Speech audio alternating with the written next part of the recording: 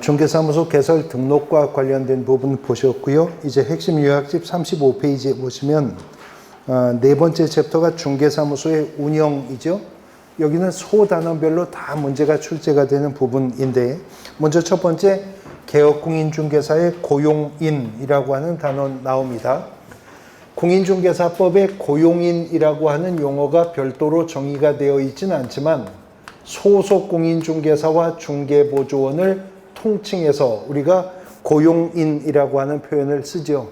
그래서 소속 공인중개사든 중개보조원이든 고용인이라면 공통 적용되는 사항이 있어서 한 단원을 구성하게 되는 것인데, 개업공인중개사가 고용인을 고용했다면 고용신고해야 될 의무가 있죠.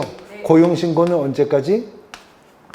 교육을 받도록 한 후에 그들이 업무를 개시하기 전까지는 고용신고를 해야 됩니다. 현황 파악을 위해서 도입한 제도이기 때문에 고용신고뿐만이 아니라 그 고용관계가 종료가 되었을 때 고용관계 종료신고도 해야 되는데, 고용관계 종료신고는 종료일로부터 10일입니다. 10일 이내에 고용관계 종료신고를 하도록 하고 있습니다. 소속공인중개사든 중개보조원이든 개업공인중개사 중개 업무를 보조하는 자라는 점은 같죠. 그래서 공인중개사법 15조 2항은 고용인이 한 업무상 행위라고 말합니다. 직무 관련성 있는 행위죠. 그 업무상 행위는 그를 고용한 개업공인중개사의 행위로 본다라고 규정을 하고 있죠. 그렇기 때문에 고용인이 한 직무 관련성 있는 행위에 대해서 개업공인중개사는 일정한 범위 내에서 민사책임, 형사책임, 행정상의 책임을 지게 된다는 것인데, 민사책임은 개업공인중개사가 연대하여 무과실로까지 배상 책임을 지는 것이죠.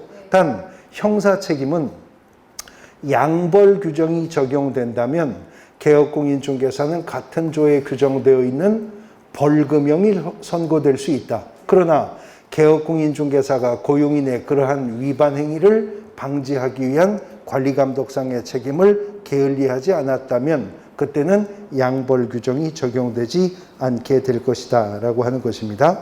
두 번째는 36페이지 중 하단부에 업무 범위라고 하는 부분인데요. 먼저 중개대상물의 범위는 개업공인중개사의 종별에 따라 중개할 수 있는 대상물의 범위가 달리 정해지느냐, 결론은 그런 제한이 없다는 것이고요. 두 번째 업무 범위는 업무의 지역적 범위에 관한 부분이었었는데, 공인중개사법에서 업무 지역 범위에 제한을 받는 개업공인중개사는 오직 누구?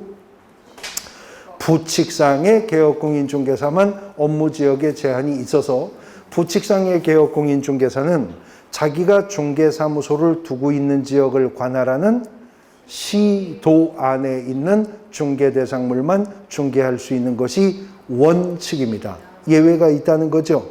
무엇을 통해서? 정보망을 통해서 검색할 수 있는 물건만큼은 사무소 소재지 시도 외에 있는 물건도 중개할 수가 있었던 겁니다. 세 번째가 매년 단독 문제로 출제가 되는 부분인데, 개업공인중개사가 중개업 외에 뭘 더 할 수 있는가? 겸업에 관한 문제였어요. 그런데 겸업의 문제는 개업공인중개사의 종별이 양분이 되죠.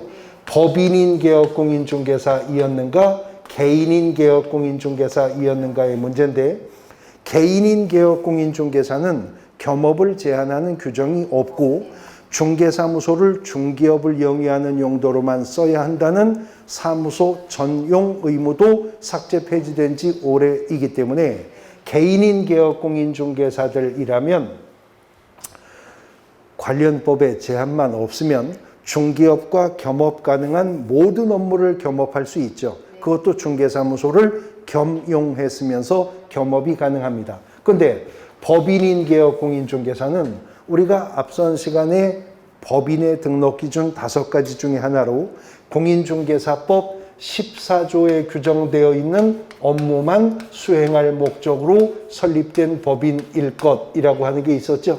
그래서 14조가 1항을 통해서 법인인 개업 공인중개사가 중개업 외에 할 수 있는 업무 범위를 제한하고 있었는데 일단 법인인 개업공인중개사도 개업공인중개사이니 당연히 중개업을 할 수 있다는 말이 있겠죠. 그리고 1항이 각 호를 통해서 5가지 업무를 추가 허용을 했고요. 그리고 2항에 규정된 업무도 법인이 할 수 있다. 그래서 법인인 개업공인중개사가 할 수 있는 업무는 중개업과 1항이 각 호로 규정한 업무와 2항이 허용한 업무를 법인인 개업공인중개사가 할 수가 있다는 겁니다. 근데 14조 2항은 누가 무엇을 할 수 있다고 했냐면 14조 2항이 개업공인중개사가 민사집행법상의 경매나 국세징수법상의 공매와 관련해서 권리 분석을 할 수가 있고 취득의 알선을 할 수가 있고 매수 신청이나 입찰 신청을 대리하는 업무를 할 수가 있답니다. 누가? 예? 누가? 아니요. 14조 2항은 개업공인중개사가 이런 경공매 관련 업무를 할 수 있다고 했어요. 그러니까 법인인 개업공인중개사뿐만 아니라 14조 규정만 놓고 보면 개인인 개업공인중개사도 경공매 관련 업무 할 수 있다는 거예요. 그런데 공인중개사법 부칙상의 개업공인중개사는 14조 2항의 규정에 불구하고 동항의 업무를 함께 할 수 없다고 규정하고 있기 때문에 부칙상의 개업공인중개사는 경공매 관련 업무를 못하는 거지. 법인인 개업공인중개사뿐만 아니라 공인중개사인 개업공인중개사도 경공매 관련 업무 할 수 있죠. 그런데 14조 2항이 할 수 있다고 한 이 업무 중에서 민사집행법상의 경매대리요. 경매대리만큼은 할 수가 있는데 사망이 조건을 제시하고 있죠. 할 수는 있는데 단 변호사나 법무사 자격 없이 경매대리 업무를 하려면 대법원 규칙이 정하는 요건을 갖추어서 법원에 등록을 하고 그 감독을 받아야 할 수 있다라고 하는 조건을 세운 겁니다. 다시 14조 1항으로 돌아가면 14조 1항은 법인인 개업공인중개사에게 말하고 있는데 중개업과 이러한 경공매 관련 업무 외에는 각 호로 규정된 업무와 할 수 있다는 거죠. 근데 공교롭게도 각 호에 규정된 업무가 또 5가지입니다. 시험은 오지선다형으로 출제되는데 말이에요. 그래서 매년 이 업무가 문제로 출제되는데 첫 번째는 상업용 건축물이나 주택에 대한 임대 관리 등의 부동산 관리 대행하는 업무를 할 수가 있다고 합니다. 두 번째는 부동산의 이용, 개발 및 거래에 관해서 상담, 부동산 컨설팅 할 수 있다고 하죠. 세 번째는 개업공인중개사를 대상으로 해서 중개업에 대한 경영 기법이나 경영 정보를 제공하는 업무를 할 수가 있대죠. 영어로 말하면 컨설팅은 상담이고 프랜차이즈죠. 프랜차이즈 업무. 영어로 말하면 프랜차이즈 업무는 개업공인중개사를 대상으로 할 수가 있다고 하죠. 그 다음에 상업용 건축물이나 주택에 대해서 분양 대행하는 업무를 할 수가 있다고 하죠. 영어로 말하면 저도 모르고요. 그 다음에 5번째는 의뢰인의 의뢰가 있으면요. 주거 이전에 부수가 되는 용역의 알선, 유의할 것은 용역을 제공할 수 있는 게 아니라 용역을 알선, 의뢰인이 의뢰하면 이삿짐센터 소개하고 아니면 뭐 도배업체 연결해주고 이런 업무 할 수가 있다 하는 겁니다. 이제 37페이지 중하단부 중개사무소로 넘어와서 중개사무소는 개업공인중개사가 중개활동을 영위하는 공간이죠. 근데 일단 공인중개사법에서 중개사무소냐 아니냐 여부를 판단할 때는 등록의 기준을 갖춘 곳이냐 관할 시장군수구청장의 등록을 받은 곳이냐 여부를 불문하고 중개활동의 중심이나 근거가 되는 장소면 중개사무소로 판단을 합니다. 이러한 실질적 객관적 판단 기준 하에 등록이 일신전속적 속성을 갖기 때문에 이미 12조는 이중 등록과 이중 소속을 금지했잖아요. 근데 이중 소속과 이중 등록이 편법적으로 위반될 수 있기 때문에 공인중개사법은 13조 1항에서 개업공인중개사는 등록관청 관할구역 안에 중개사무소를 두되 한 개의 중개사무소만 둘 수 있다. 이중사무소 설치를 금지하죠. 그리고 이러한 이중사무소 설치를 편법적으로 위반할 소지가 있기 때문에 천막 그 밖에 이동이 용이한 임시중개설물 설치도 금지를 했었던 거예요. 그런데 12조가 금지하는 이중등록과 이중소속은 예외도 없이 금지가 되었었어요. 그런데 12조가 금지하는 이중등록과는 달리 이중사무소 설치는 이어지는 13조 3항에서 예외가 인정되죠. 그래서 공인중개사법 13조 3항은 조문이 이렇게 나갑니다. 1항의 규정에 불구하고 그렇게 나가요.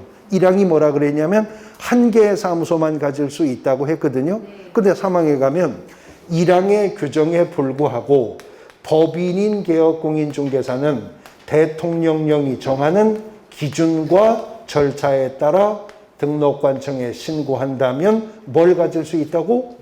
분사무소를 가질 수 있다. 단 법인인 개업공인중개사이기만 하면 분사무소 가질 수 있는 것은 아니고 대통령령이 정하는 기준과 절차에 따라야 하는데 법인인 개업공인중개사가 분사무소를 확보하기 위한 기준이 두 가지가 있었잖아요. 첫 번째는 주된 사무소가 속한 시군구를 제외한 시군구이어야 한다는 거, 그리고 분사무소는 시군구별로 한 개소를 초과할 수 없다는 것이었었죠. 그리고 두 번째는 그 분사무소의 책임자는 공인중개사이어야 한다. 근데 이거는 예외가 있었습니다.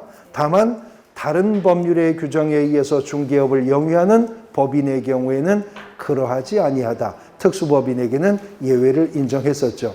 이제 대통령령이 정하는 기준을 확보했다면 절차를 밟아야 할 것인데 분사무소 설치 신고서와 구비서류 3가지와 수수료를 가지고 분사무소 설치 신고는 어디 가서 한다? 주된 사무소 소재지 등록관청에 가서 한다. 분사무소는 이전 신고도 주된 사무소 소재지 등록관청에 가서 하죠. 분사무소는 인장 등록도 주된 사무소 소재지 등록관청에 가서 인장 등록까지 행하도록 하고 있는 것입니다. 자, 그런데 이러한 분사무소는 개업공인중개사 중에서 누구만 가질 수 있다고요? 법인인 개업공인중개사만 가질 수가 있는 거죠. 근데 거꾸로의 개념으로 개업공인중개사들이 업무의 효율적인 수행을 위해서는 하나의 중개사무소를 여러 명의 개업공인중개사가 공동 사용할 수가 있다고 했죠. 사무소 공동 사용은 개업공인중개사의 종별 제한도 없었고요. 구성 원수의 제한도 없었고 별도의 기준과 절차의 제한도 없이 사무소 공동 사용은 개업공인중개사가 중개사무소 이전 신고하게 되거나 아니면 중개사무소 개설 등록하게 되는 결과로서 사무소를 공동 사용할 수 있죠. 그런데요, 중개사무소 이전 신고할 때도 중개사무소 개설 등록 신청할 때도 공통적으로 사무소 확보 증명서류라는 걸 제출해야 했었거든요. 근데 이전 신고한 결과, 개설 등록한 결과 공동사무소가 구성된다면 아까도 언급이 있었는데 먼저 터잡고 중개업하던 개업공인중개사의 승낙서가 첨부가 되면 사무소는 공동 사용할 수 있죠. 원수 제한도 없고 종별 제한도 없고 구성 면적에 대한 제한도 없고요. 단 업무 정지 기간 중에 제한이 2가지가 있었죠. 그래서 업무 정지 기간 중에 있는 자가 업무 정지 기간 중에 다른 개업공인중개사가 자기 사무소로 들어올 수 있도록 승낙서 줄 수 없다는 점. 두 번째, 업무정지 처분을 받은 자가 업무정지 기간 중인데 다른 개업공인중개사의 사무소로 이전 신고해 갈 수 없다라고 하는 제한만 있었던 겁니다. 자, 개업공인중개사는 또 사무소에 일정한 명칭을 사용해야 될 의무가 있었었는데요. 개업공인중개사는 18조 1항에 따르면 중개사무소의 둘 중에 하나의 명칭이죠. 뭐요? 공인중개사 사무소 또는 부동산 중개라는 문자를 써야 한답니다. 그런데 18조 2항에 따르면 개업공인중개사가 아닌 자는 공인중개사 사무소 부동산 중개 또는 이와 유사한 명칭도 쓰면 안 된다죠. 개업공인중개사가 아닌 자가 그런 명칭을 쓰면 1년 이하의 징역 또는 1,000만 원 이하의 벌금, 개업공인중개사 쓰라고 했는데 안 쓰면 100만 원 이하의 과태료 처분이었었습니다. 그러니까 써야 되는데 개업공인중개사는 단 부칙상의 개업공인중개사는 공인중개사 사무소라는 문자를 선택할 자격이 없잖아요. 주거나사나 부동산 중개라는 문자만 써야죠. 그런데 부칙상의 개업공인중개사도 공인중개사는 아니지만 개업공인중개사이기는 해요. 그래서 그자가 공인중개사 사무소 명칭을 사용한 것은 100만 원 이하의 과태료 처분 사유가 되는 것입니다. 그 다음 개업공인중개사가 중개사무소에 5개 광고물 설치해야 됩니까? 아까 기출문제 지문이 있었어요. 그런 의무는 없었지만 5개 광고물을 설치한다면 5개 광고물에는 개업공인중개사의 뭐를? 성명을 표기해야죠. 어떤 성명? 중개사무소 개설 등록증에 기재된 성명. 얼마나게? 인식할 수 있는 정도의 크기로 표기하라. 단 그 개업공인중개사가 법인이라면 주사무소에는 누구 성명? 대표자의 성명. 분사무소라면 책임자의 성명을 인식할 수 있는 정도 크기로 표기해야죠. 역시 안 하면 100만 원 이하의 과태료 처분 사유에 속하게 될 것이다 라고 하는 것입니다. 그 다음 페이지 넘어가 40페이지 중개대상물의 표시광고인데요. 18조 명칭 사용과 문법 구조가 똑같습니다. 개업공인중개사가 중개대상물에 대해서 표시광고할 때는 일정한 사항을 명시하여 표시광고해야 되고 개업공인중개사가 아닌 자는 중개대상물 표시광고하면 안 된다는 거죠. 그러면 역시 같은 논리로 개업공인중개사가 아닌 자가 중개대상물 표시광고를 하면 어떻게 돼요? 1년 이하의 징역 또는 1,000만 원 이하의 벌금형에 속하고 개업공인중개사가 아닌 자가 중개대상물에 대해서 표시광고한 사실을 신고 또는 고발한 자는 뭐 줘요? 포상금 50만 원 지급받을 수가 있습니다. 그런데 그러면 중개대상물의 표시광고는 누구만 할 수 있어요? 개업공인중개사만 표시광고할 수 있는데 단 개업공인중개사가 중개대상물에 대해서 표시광고를 할 때는 일정한 사항을 명시해야 된다고 했죠. 뭘 명시하느냐? 기본적으로 명시할 것이 40페이지 맨 위에 박스입니다. 중개사무소의 명칭, 소재지, 연락처 및 등록번호와 개업공인중개사의 성명을 명시해야죠. 그러나 중개보조원에 관한 사항은 명시하면 안 되는 겁니다. 그런데 그 박스 안에 명시할 사항에다가 개업공인중개사가 인터넷을 이용해서 중개대상물 표시광고한다면 추가 명시할 사항이 있다는 거죠. 소재지, 면적, 가격, 종류, 거래 형태와 건축물 및 그 밖의 토지정착물의 일정한 특정하기 위한 사항을 추가 명시해서 표시광고를 하도록 하고 이러한 명시할 의무 위반은 100만 원 이하의 과태료 처분 사유인데 표시광고 시 금지행위 위반은 500만 원 이하의 과태료 처분 사유에 속한다. 그래서 40페이지 맨 밑에 박스가 금지가 되는 내용들이죠. 중개대상물이 존재하지 않아 실제 거래할 수 없는 중개대상물 표시광고하면 안 된다. 또 가격 등 내용을 사실과 다르게 거짓으로 표시광고하거나 과장된 표시광고하면 안 된다. 그 밖에 부동산 거래 질서를 해치거나 의뢰인에게 피해를 줄 우려가 있는 대통령령이 정하는 소문자 A, B, C항 등의 방법에 표시 광고를 하면 안 된다라고 하는 규정을 두고 있습니다. 개업공인중개사가 올바른 중개대상물 표시 광고를 할 수 있도록 하기 위해서 국토교통부 장관이 표시 광고 규정 준수하는지 모니터링 할 수 있죠. 그 모니터링을 위해서 국토교통부 장관이 누구에게 자료 요구할 수 있어요? 정보통신 서비스 제공자에게 자료 요구할 수 있고, 정보통신 서비스 제공자가 정당한 사유가 없음에도 국토부 장관의 자료 요구에 불응했다면 그 정보통신 서비스 제공자도 역시 500만 원 이하의 과태료 처분의 대상이 된다 하는 겁니다. 페이지 넘어가 42페이지.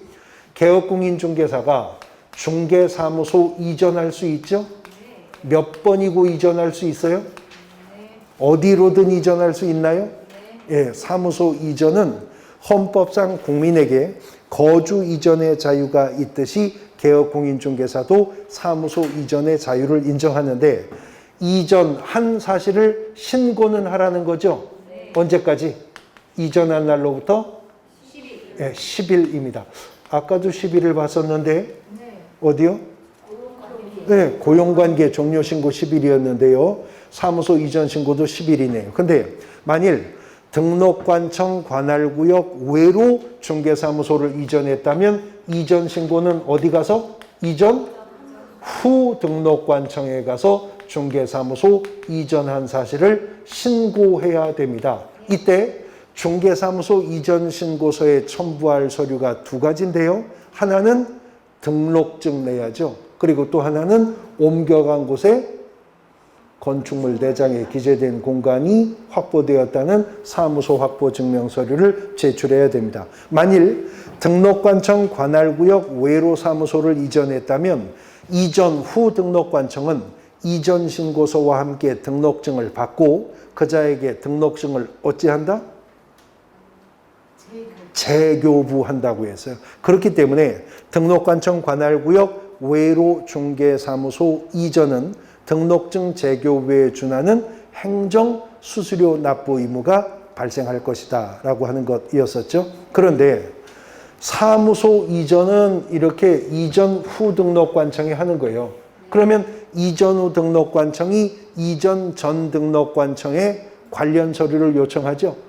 그러면 이전 전 등록관청이 이전 후 등록관청에 지체 없이 송부해야 되는 서류가 세 가지가 있었는데, 첫 번째 등록 신청 서류, 두 번째 등록 대장, 그리고 마지막으로 최근 1년 이내 행정처분 받은 서류뿐만 아니라 행정처분 절차가 진행 중인 서류도 송부하라. 자, 행정처분 절차가 진행 중인 서류까지 넘기라는 것은 개업공인중개사가 사무소 이전 신고했다면 이제부터 그자에 대한 등록 취소나 업무정지 처분 권한은 누가 가질 것이다? 이전 후 등록관청이 가질 것이다 라고 하는 걸 알 수 있죠. 단 분사무소만큼은 설치 신고도 주사무소 소재지 등록관청 가서 했지만 이전 신고도 주사무소 등록관청, 심지어 인장 등록까지도 다 주된 사무소 소재지 등록관청에 가서 하도록 하고 있습니다. 오른쪽 43페이지. 간판 철거해야 되는 경우 아까 세 가지 묶어서 보셨죠? 이제 개시 의무인데, 개업공인중개사가 중개사무소 안에 보기 쉬운 곳에 개시해야 할 사항이 네 가지가 있더라. 첫 번째, 중개사무소 개설등록증 원본, 두 번째 공인중개사 자격증 원본, 세 번째 시도조례가 정한 요율 및 한도의 표와 마지막으로 보증 설정을 증명하는 서류를 게시하도록 합니다. 유의할 것은 등록증 원본을 게시하라는데 분사무소는 등록증이 없잖아요. 그러니까 분사무소는 분사무소 설치 시기소 확인서 원본을 게시하라.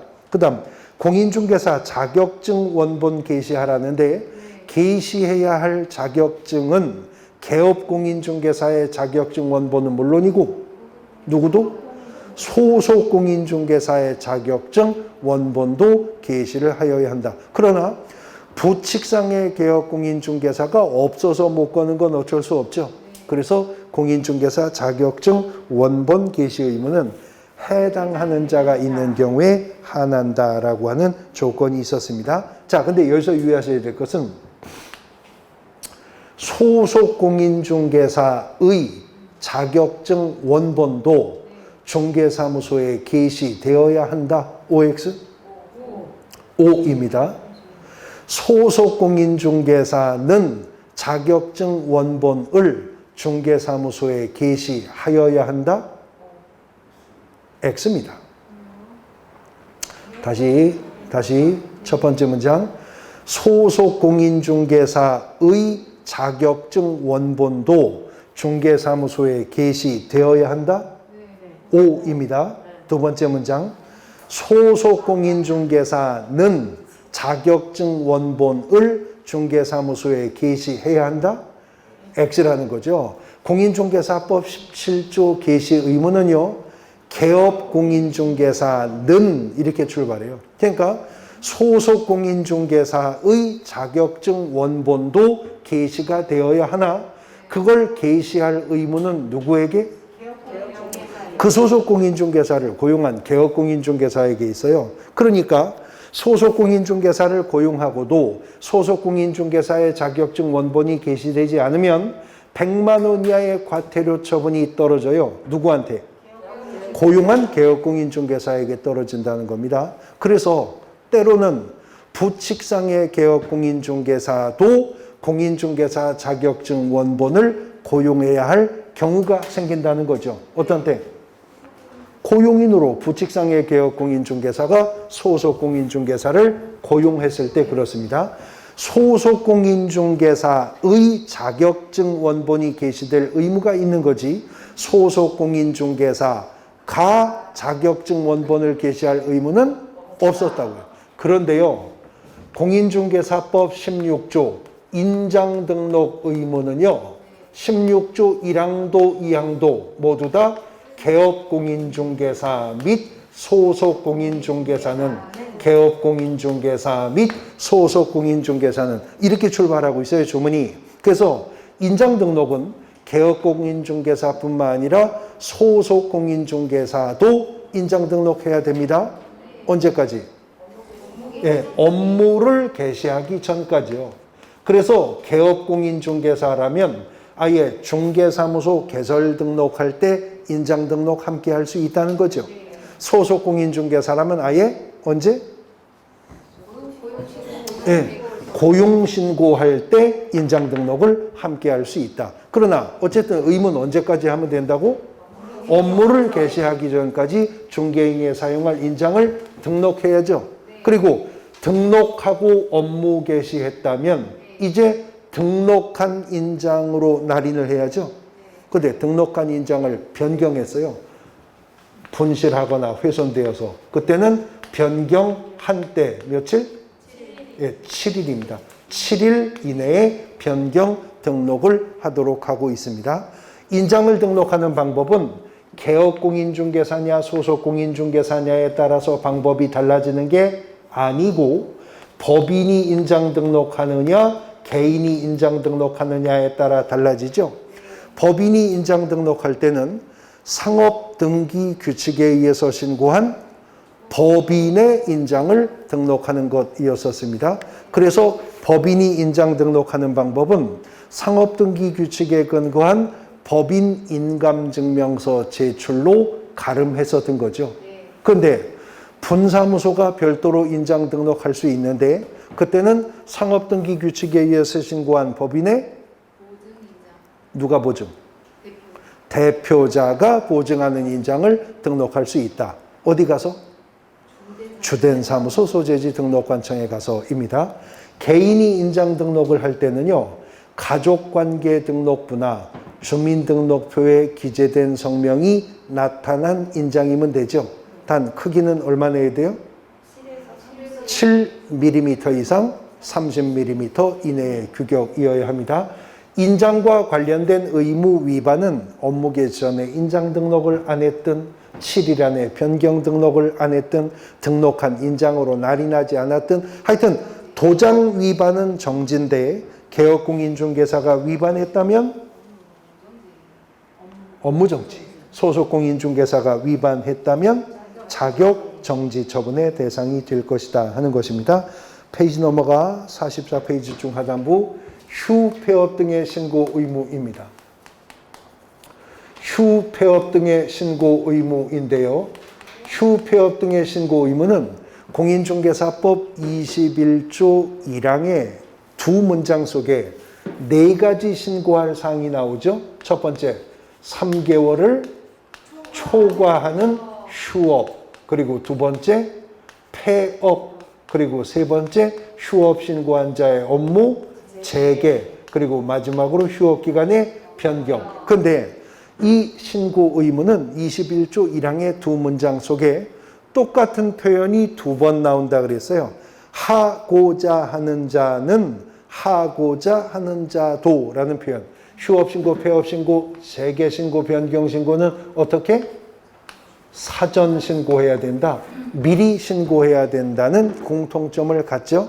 단 3월을 초과하는 휴업이나 폐업을 하고자 할 때에는 신고서에 등록증을 첨부해야 되잖아요. 그래서 휴폐업 신고는 전자문서로 신고할 수가 없었습니다. 그러나 재개와 변경 신고는 전자문서로 신고할 수가 있었었고요.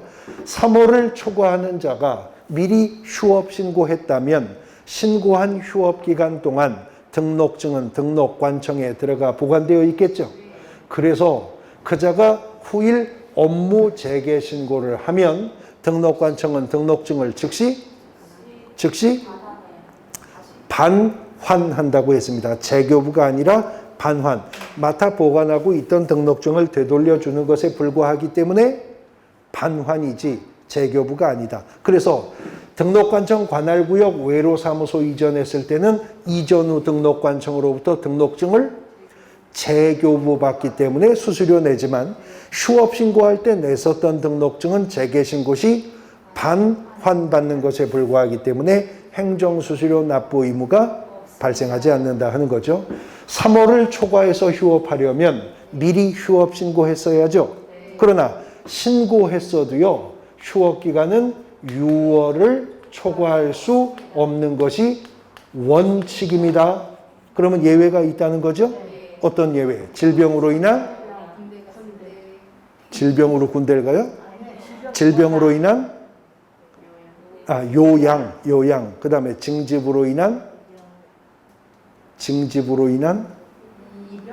이병. 이병. 그리고 취학 등과 같은 부득이한 사유가 있다면 예외적으로 6월을 초과할 수 있습니다. 개업공인중개사는요, 공인중개사법의 관점에서 보면 중개사무소 개설 등록을 한 자이죠. 그건 공인중개사법 관점에서 그런 것이고, 개업공인중개사도 돈 벌려고 중개업하는 사람이잖아요. 그러니까 관할 세무서에서는 뭘 했겠어요? 사업자 등록을 했겠죠. 예. 그런데 개업공인중개사가 구청에 가서 휴업 신고하고 세무서 가서 휴업 신고하고 복잡할 수 있으니까 개업공인중개사가 등록관청에 휴업 폐업 신고할 때 부가가치세법상의 휴폐업 신고서 함께 제출할 수 있다. 그러면 사업자 등록의 휴폐업 신고를 별도로 하지 않아도 되는 예외 규정도 만들어 두었습니다. 45페이지 맨 밑에 이제 중개계약인데, 중개계약이라고 하는 것은요, 개업공인중개사와 의뢰인 간에 체결되는 계약이 중개계약이죠.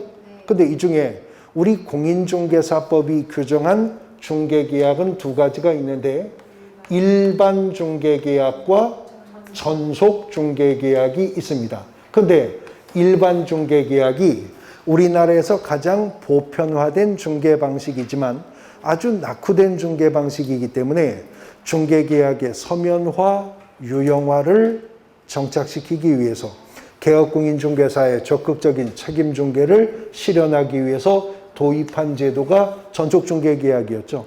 그래서 전속중개계약이 체결되면 개업공인중개사와 의뢰인 간에 추가되는 권리의무관계가 발생했었어요. 먼저 전속중개계약을 체결한 개업공인중개사는 전속중개계약서를 사용해야죠. 작성해서 의뢰인에게 교부하고 얼마간?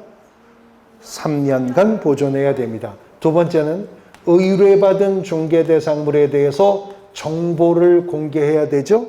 언제까지? 7일 이내. 7일 이내에 정보 공개해야 됩니다. 7일 이내 하는 게 아까 뭐 있었죠? 7일 이내 하는 거? 인장, 변경, 등록 7일 이내였었고요. 그 다음에 등록관청이 등록 신청 받았을 때 등록 통지 7일 이내였었습니다. 7일 이내 정보를 공개하는데 방법은 둘 중에 하나. 부동산 거래정보망에 공개하거나 아니면 일간신문에 공개하는 방법을 선택할 수 있다. 정보 공개는 의무잖아요. 그러나 의뢰인이 정보를 공개하지 말 것을 요청했다면 공개하지 하여야 합니다. 그 다음에 각 권리자의 인적사항도 정보 공개하지 하여야 합니다. 단 임대차 의뢰받았을 때는 공시지가는 공개하지 할 수 있습니다. 금지가 되는 것과 생략이 가능한 거 표현 유의하셔야 된다고 했었죠. 세 번째는 업무 처리 상황을 통보해 줘야죠. 어떻게? 2주일에 1회 이상 문서의 방법으로 업무 처리 상황을 통지해 줘야 한답니다. 자, 이에 비해서 전속중개계약을 체결한 의뢰인이 준수할 의무도 세 가지가 있는데요.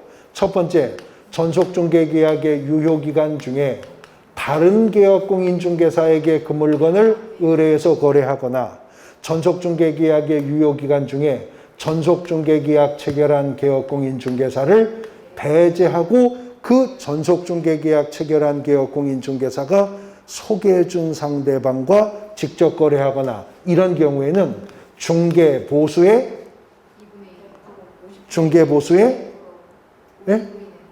50%는 조금 이따 하시고 중개보수에 해당하는 금액을 그대로 위약금으로 지급하라. 그러나 전속중개계약의 유효기간 중에 의뢰인이 스스로 발견한 상대방과 직접 거래할 수가 있다는 거죠. 그때는 중개보수의 아까 그거 하세요. 50% 범위 내에서 소요 비용을 보존을 하면 된다. 이게 다 전속중개계약의 유효기간에 그렇다는 거잖아요. 근데 전속중개계약의 유효기간은 얼마요? 3개월을 원칙으로 하는데 만일 개업공인중개사와 의뢰인 간에 전속중개계약의 유효기간에 관한 다른 약정이 있었다면 약정에 의해서 달리 정할 수 있다는 거죠. 그러니까 전속중개계약의 유효기간은 3월이 원칙이에요? 약정이 원칙이에요? 3월이 원칙이라고 써놓고 여쭤보고 있는데 지금 3월이 원칙이에요. 원칙은 3월이 원칙인데 개별 약정 우선의 원칙이 여기는 적용된다는 거죠. 유효기간만큼은 갑과 을이 협의해서 별도로 정할 수 있다라고 전속중개계약서에 인쇄되어 있습니다. 그런데 이런 전속중개계약이 별로 정착될 기미를 보이지 않자 2000년 8차 개정할 때 일반 중개계약에서 의뢰인이 중개 의뢰 내용을 명확하게 하기 위해서 일반 중개계약서 작성을 요청할 수 있다라는 문구가 법 22조에 들어왔다는 거죠. 그러나 의뢰인이 개업공인중개사에게 일반 중개계약서의 작성을 요청할 수 있다고 했지 그 작성 요구에 개업공인중개사가 응해야 될 의무는 없었습니다. 자, 이제 마지막 중개사무소 운영과 관련해 부동산 거래 정보망인데 부동산 거래 정보망이라고 하는 것은 개업공인중개사 상호 간에 중개대상물의 중개에 관해 정보를 교환하는 체계를 부동산 거래 정보망이라 한다. 그래서 개업공인중개사 상호간이라는 표현이 법 24조 1항에 나오는데 개업공인중개사 상호간이라는 말은 쉽게 말해 개업공인중개사 지들끼리만 그 뜻이죠. 개업공인중개사만 들어가서 정보 공개할 수 있고 개업공인중개사만 들어와서 정보 검색할 수 있는 그들끼리만의 폐쇄적인 정보교환 체계 인터넷 사이트를 부동산 거래정보망이라고 합니다. 이러한 부동산 거래정보망을 설치하여 운영하려면 누구에게 뭘 받아야 돼요? 국토교통부 장관에게 지정을 받아야 된다고. 지정을 받아야 된다고. 그래야 정보망을 설치 운영하는데 정보망을 설치 운영할 자로서 국토교통부 장관에게 지정을 받은 자 있죠. 그 자를 뭐라고 합니까? 네, 거래정보 사업자라고 합니다. 다시 질문. 거래정보 사업자가 되려면 누구한테 뭘 받아야 된다고? 국토교통부 장관에게 지정을 받아야죠.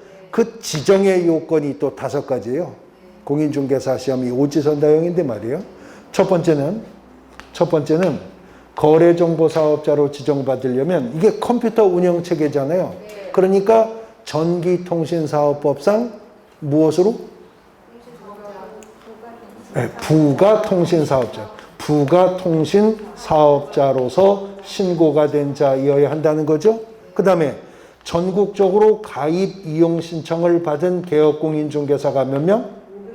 500명 이상이어야 되는데 그 500명 이상의 분포는 어떻게? 네? 어떻게? 2개의 시도에서 30명 이상. 2개 이상의 시도요. 예, 2개 이상의 시도에서 30명 이상. 근데 이게 헷갈리는 게 거래정보 사업자로 지정받으려면 500명 이상의 개업공인중개사에게 가입이용 신청받아야죠? 네. 2개 이상의 시도에서 30명 이상이죠? 네. 그런데 공인중개사 협회를 설립하려면 정관 작성해야 되잖아요. 네. 그 정관 작성은 발기인 몇 명? 300명 이상이어야 되고 거기 300명. 그렇게 해서 작성된 정관은 창립총회에서 의결이 되어야죠. 네. 창립총회에는 회원인 개업공인중개사 몇 명? 거긴 또 600명인데 그 600명은 어떻게 분포되어야 한다? 서울특별시에서 100명 이상, 나머지 각 시도에서는 20명 이상입니다. 여기는 500명, 30명, 거기는 300명, 그 밑에는 600명, 그 밑에는 100명, 그 밑에는 20명. 그러니까 이건 이제 막 뒤섞어서 500 들어갈 자리에 600을 600 들어갈 자리에 500을 300 들어갈 자리에 30을 20 들어갈 자리에 20을 이렇게 해서 쭉 지문을 만들면 여기가 600 같고 저희가 300 같고 저희가 100 같고 저희가 30 같고 여기가 20 같아요. 그래서 이런 것들 지문 속에서 또 자주 뒤바뀝니다. 그 다음 부동산 거래 정보망은 컴퓨터 운영 체계라면서요? 그러면 컴퓨터 전문가가 있어야 될 거 아니에요? 누구? 정보 처리 기사. 얼마? 1명 이상 확보하라. 근데 컨텐츠가 부동산 정보가 교류되는 체계죠. 그러니까 부동산 전문가가 필요하죠. 누구? 예, 공인중개사도 얼마? 1명 이상을 확보하고 마지막으로 이 가입이용 신청한 개업공인중개사가 사용하는데 불편을 주지 않을 정도의 국토교통부 장관이 정한 용량과 성능을 갖춘 컴퓨터 설비 확보하라는 거죠. 그러면 지정의 요건을 갖춘 자가 지정 신청서를 작성해서 국토부 장관에게 지정 신청 들어가잖아요. 지정 신청을 하면 지정 신청을 받은 국토교통부 장관은 지정의 요건이 적합하다면 지정 처분을 하죠. 언제까지? 30일 이내에. 그러면 지정 처분을 받은 자는 운영 규정을 제정해서 승인을 받고 승인받은 운영 규정대로 정보망 운영 시작해야죠. 운영 규정 승인은 언제까지? 지정 처분일로부터 3개월 이내에 운영 규정을 제정해서 승인받아야 한답니다. 3개월 오늘 또 본 적이 있죠. 제가 쳐다보고 있잖아요.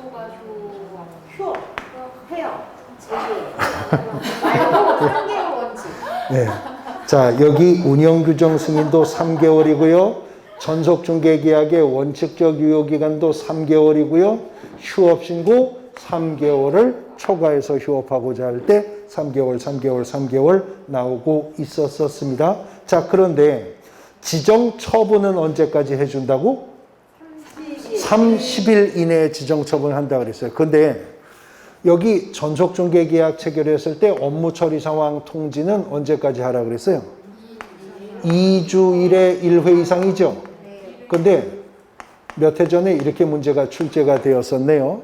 전속중개계약을 체결한 개업공인중개사는 늦어도 14일에 한 번 이상은 업무처리 상황을 통보해야 된다. 기출지문입니다. OX?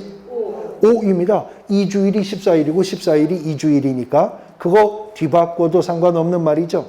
그러면 국토교통부 장관은 거래정보사업자 지정신청을 받고 지정의 요건이 적합하면 1개월 이내에 지정처분해야 된다. OX?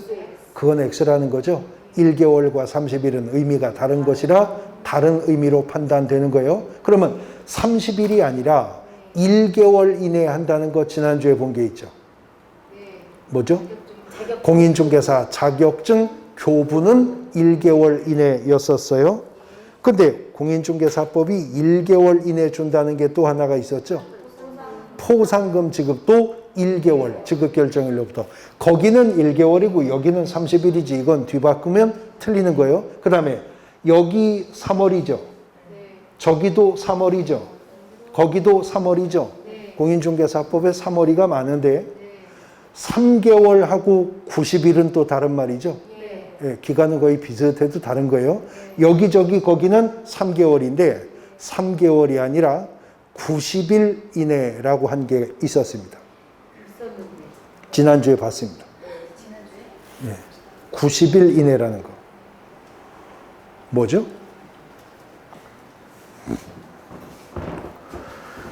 공인중개사 시험 공고인데요. 공인중개사 시험 공고는요, 시험의 개략적 사항은 매년 2월 말일까지, 그리고 확정 공고는 시험 시행일 90일 전까지 관보, 방송, 일간신문 중 하나에 공고하고 인터넷 홈페이지도 공고하도록 하고 있었죠. 이런 표현들 뒤바뀔 수 있기 때문에 유의하셔야 됩니다. 중개사무소 운용과 관련된 테마들 빠르게 정리해 보셨고 이제 관련 문제 보겠습니다. 쉬었다 보도록 하시죠.